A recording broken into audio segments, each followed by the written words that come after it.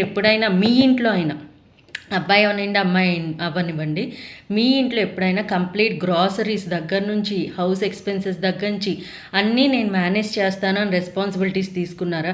ఇది చాలా డిఫరెంట్ అండి. నేను మా అమ్మ వాళ్ళ ఖర్చులు కొంత డబ్బిస్తాను అంటాం వేరు, కంప్లీట్గా ఒక ఇంటిని మెయింటైన్ చేయడానికి తీసుకునే రెస్పాన్సిబిలిటీ వేరు. ఇలాంటివి ఎప్పుడైనా చేశారా?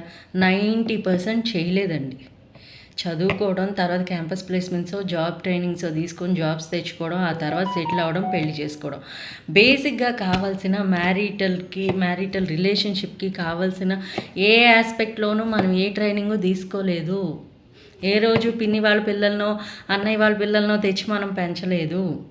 ఏ రోజు నలుగురు మనుషులు కూర్చొని వాళ్ళకి ఏం కావాలో ఇవి వండి వార్చలేదు. సో ఇలాంటివన్నీ మనకి ఈరోజు ప్రాబ్లం అవుతుంది. దీన్ని ఇప్పుడు ఎలా సాల్వ్ చేసుకోవాలి అన్నది పెద్ద సమస్య అవుతుంది. సో బేసిక్గా ఇప్పుడు 2020స్లో అందరూ ఈక్వల్.